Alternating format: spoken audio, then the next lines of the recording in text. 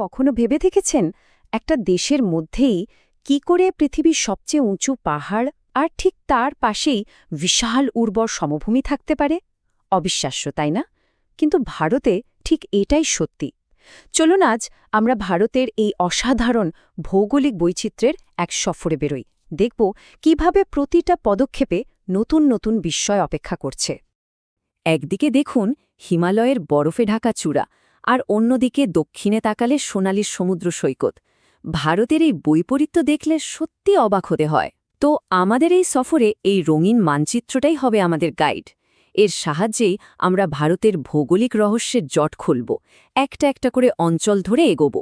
ভারতের এই যে বিশাল ভূখণ্ড, এটাকে ঠিকঠাক বুঝতে হলে আমরা একে মোট ৬টা প্রধান ভাগে ভাগ করে নিতে পারি। আর জানেন কি, এই প্রত্যেকটা অঞ্চলেরই না একটা নিজস্ব গল্প আছে। কিভাবে এর জন্ম হলো, কিভাবে এটা সেখানকার মানুষের জীবনকে বছরের পর বছর ধরে গড়ে তুলেছে, চলুন সেই গল্পগুলোই এক এক করে শোনা যাক। তো আমাদের যাত্রাটা শুরু হচ্ছে একদম উত্তর থেকে, যেখানে আকাশ ছুঁয়ে দাঁড়িয়ে আছে সুবিশাল হিমালয়। এটাকে কিন্তু শুধু একটা পাথরের দেওয়ান ভাবলে ভুল হবে।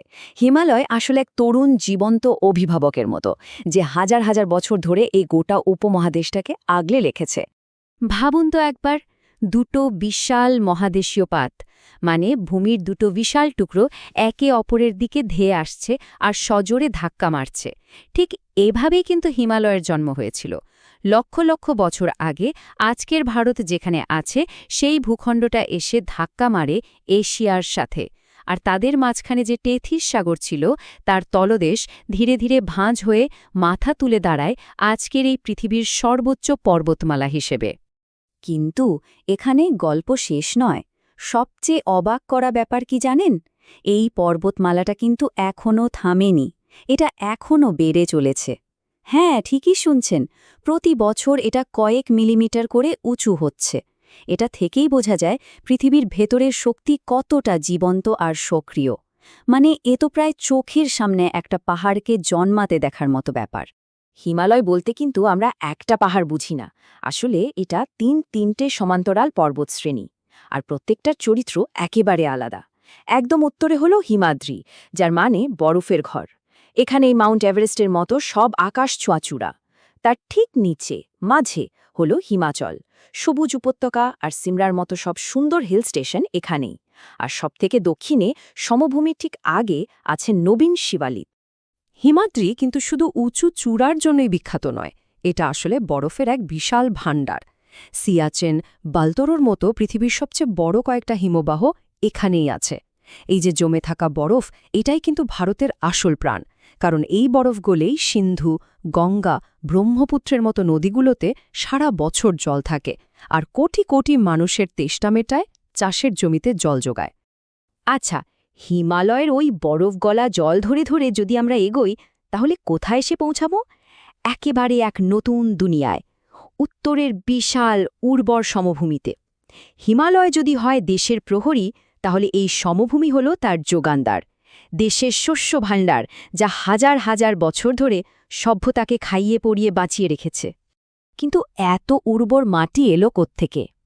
এর পুরো কৃতিত্বটাই হল হিমালয় থেকে বয়ে আসা ওই নদীগুলোর, সিন্ধু, গঙ্গা, ব্রহ্মপুত্র। লক্ষ লক্ষ বছর ধরে এই নদীগুলো পাহাড় থেকে সোনার মতো উর্বর পলি বয়ে এনেছে, আর তিল তিল করে গড়ে তুলেছে এই সুবিশাল সমভূমিকে। তবে এই সমভূমিটা কিন্তু সব জায়গায় একরকম নয়, এরও 4টে আলাদা আলাদা স্তর আছে। ভাবুন, পাহাড় থেকে নামার সময় প্রথমে পায়ে পড়বে নুড়ি পাথরের একটা সরু এলাকা, ওটাই ভাবার। তারপরই আসবে একটা ভেজা, স্যাঁতসেঁতে ঘন জঙ্গলের এলাকা, তরাই। এরপর পুরানো পলিমাটির বিশাল উঁচু এলাকা, ভাঙ্গর। আর একদম শেষে নদীর দুধারে প্রতি বছর বন্যায় যে নতুন উর্বর মাটি জমা হয়, সেটা হলো খাদর। উত্তরের এই সবুজ উর্বর সমভূমিকে পেছনে ফেলে আমরা এবার আরও দক্ষিণে যাব, একেবারে ভারতের হৃৎপিণ্ডে। আর এখানে আছে উপদ্বীপীয় মালভূমি, দেশের সবচেয়ে পুরনো, সবচেয়ে স্থিতিশীল একটা ভূখণ্ড, যার সম্পদে একেবারে টয়টুম্বুর। এই দুটো অঞ্চলের মধ্যে পার্থক্যটা একবার দেখুন। একদিকে হিমালয় একেবারে নবীন, অস্থির, এখনও যার গঠন প্রক্রিয়া চলছে, আর অন্যদিকে এই মালভূমি প্রাচীন, কঠিন পাথরে গড়া, একেবারে স্থিতিশীল। এই বয়স আর গঠনের পার্থক্যটাই কিন্তু ঠিক করে দিয়েছে যে কোন অঞ্চলের ভূপ্রকৃতি কেমন হবে আর সেখানে কি সম্পদ পাওয়া যাবে। এর বিশালতা কতটা তা বোঝাতে একটা তুলনা দিই। এই মালভূমির আয়তন প্রায় ১৬ লক্ষ বর্গ কিলোমিটার, মানে প্রায় গোটা মেক্সিকো দেশের থেকেও বড়। ভারতের প্রায় অর্ধেকটাই জুড়ে রয়েছে এই বিশাল প্রাচীন ভূখণ্ড। এই প্রাচীন মালভূমি কিন্তু শুধু ভূতাত্ত্বিক দিক থেকেই গুরুত্বপূর্ণ নয়, এটা ভারতের অর্থনীতিরও চালিকা শক্তি। একেকেই ভারতের খনিজ ভাণ্ডার বলা হয় না। দেশে স্টিল কারখানার জন্য লোহা থেকে শুরু করে শহরকে আলো দেওয়া আর কলকারখানা চালানোর জন্য কয়লা, সব কিছুরই উৎস এই মালভূমি। বেশ, ভারতের কেন্দ্র তো দেখা হলো, এবার চলুন এর প্রান্তসীমাগুলোতে ঘুরে আসা যাক, মানে সেই সব অঞ্চলে যা ভারতের সীমানা তৈরি করে। পশ্চিমের শুকনো মরুভূমি, পূর্ব আর পশ্চিমের সবুজ উপকূল, আর সাগরের বুকে ভেসে থাকা ছোট ছোট দ্বীপ, একটা থেকে আরেকটা একেবারে আলাদা। পশ্চিম দিকে প্রাচীন আরাবল্লী পাহাড়ের ওপারে তাকালেই চোখে পড়বে এক রুক্ষ শুকনো প্রান্তর, থর মরুভূমি। এখানে গনগনে সূর্যের নিচে শুধু মাইলের পর মাইল পালিয়ারি, আর বাতাসটাও যেন গরম হলকা ছড়ায়। সবুজ সমভূমি বা পাহাড়ের থেকে এটা যে কতটা আলাদা তা এখানে না এলে বোঝা মুশকিল। ভারতের বৈচিত্র্যের এক চরম উদাহরণ। থর মরুভূমি যে ঠিক কতটা শুকনো তা এই একটা সংখ্যাই বলে দেবে। বছরে ১৫০ মিলিমিটারেরও কম বৃষ্টি। ভাবুন, আমাদের এখানে বর্ষার এক মাসেই এর চেয়ে অনেক বেশি বৃষ্টি হয়ে যায়। এই চরম শুষ্কতায় এখানের পরিবেশকে কঠিন করে তুলেছে। কিন্তু এখানেই আসল চমকটা। এত কঠিন, এত রুক্ষ পরিবেশ, অথচ থর মরুভূমি হল পৃথিবীর সবচেয়ে ঘন বসতিপূর্ণ মরুভূমি। এটা সত্যিই আশ্চর্যজনক। শতাব্দীর পর শতাব্দী ধরে এখানকার মানুষ প্রকৃতির সাথে লড়াই করে টিকে থাকার জন্য অসাধারণ সব উপায় বের করেছে। পশুপালন থেকে শুরু করে বৃষ্টির জল ধরে রাখার কৌশল, সবই। ভারতের দুটো উপকূল রেখা যেন দুটো আলাদা গল্প শোনায়। পশ্চিম উপকূলটা বেশ সরু আর পাথুরে। এখানে বড় বড় বন্দর তৈরি হয়েছে, যা হাজার হাজার বছর ধরে সামুদ্রিক বাণিজ্যের সাক্ষী।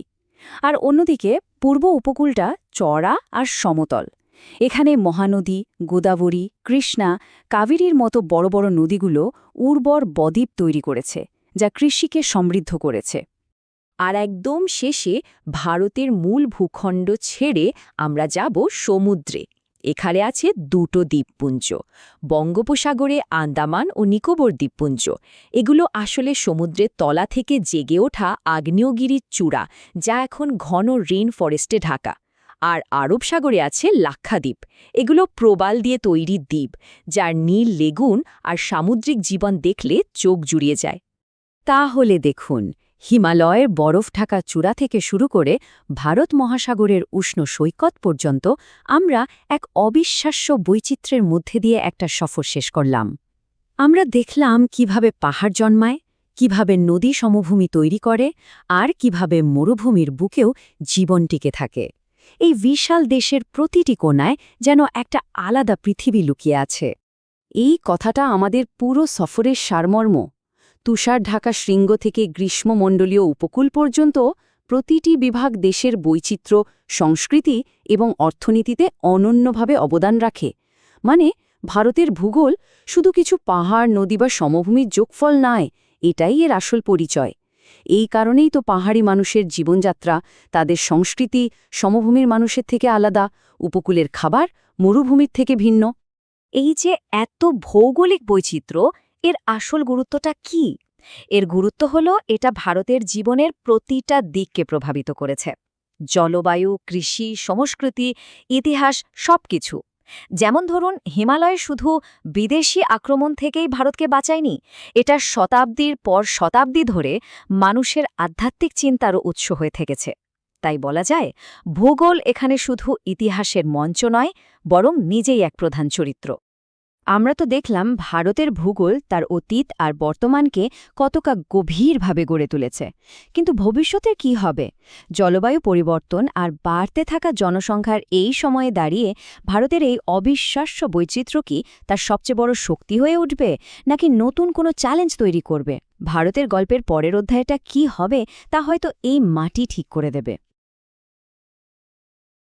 নমস্কার, আমাদের আজকের এই বিশ্লেষণে সবাইকে স্বাগত। এখানে আমরা বিভিন্ন বড় বিষয়কে সহজ করে ছবির মাধ্যমে আপনাদের সামনে তুলে ধরি। ভারতের ভূখণ্ডের দিকে তাকালে কি দেখা যায় বলুন তো?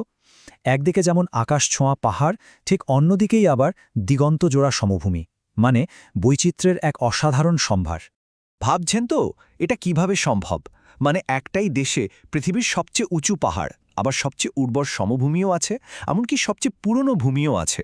এর উত্তরটা আসলে লুকিয়ে আছে ভারতের ফিজিওগ্রাফি বা প্রাকৃতিক ভূগোলের মধ্যে।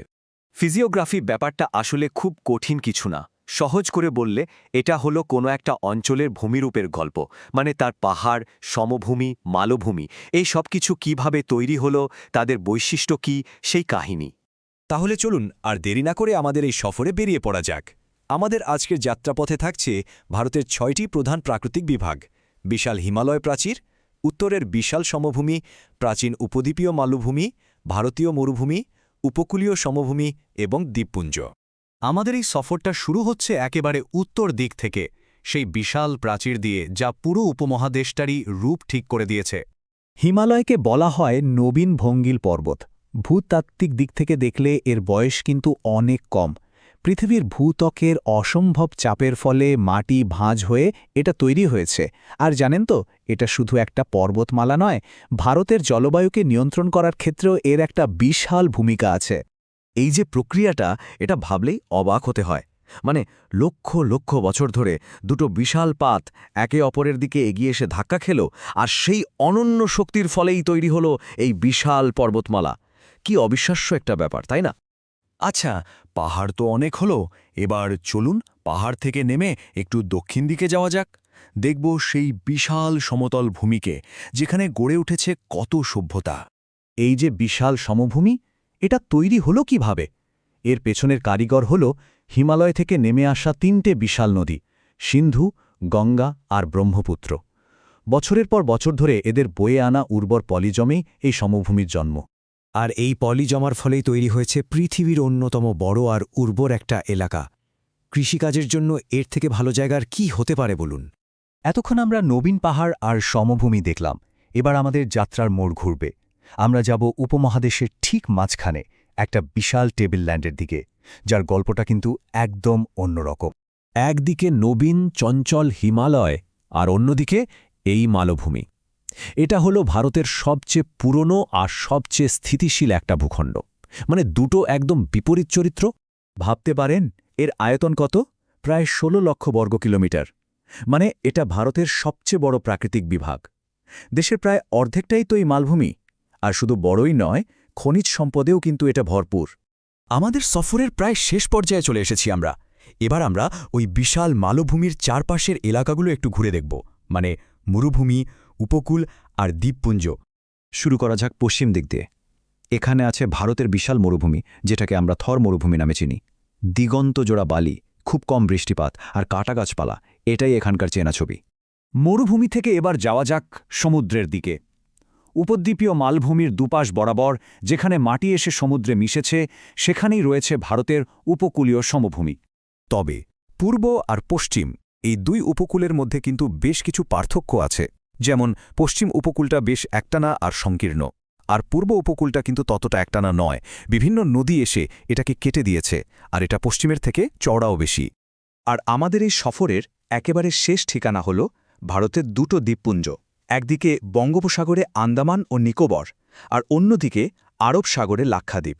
ভারতের বৈচিত্র্যময় ভূগোলের শেষ দুটো অংশ হল এরাই। তাহলে দেখুন, বরফে ঢাকা উঁচু পাহাড় থেকে শুরু করে বিশাল মহাসাগর পর্যন্ত এই যে 6টা আলাদা আলাদা অঞ্চল, এরা মিলেই কিন্তু ভারতের এই অসাধারণ বৈচিত্র্যময় রূপটা তৈরি করেছে। এরা কেউ আলাদা নয়, বরং সবাই একে অপরের সাথে জুড়ে আছে। আর মাটির এই যে এত রকম ফের, এই যে এত বৈচিত্র্য, এটাই কিন্তু এখানকার মানুষ তাদের সংস্কৃতি, অর্থনীতি আর জীবনযাত্রার মধ্যেও বিশাল বৈচিত্র্য তৈরি করেছে। ভূগোলের বৈচিত্র্যই আসলে জীবনের বৈচিত্র্যের জন্ম দেয়।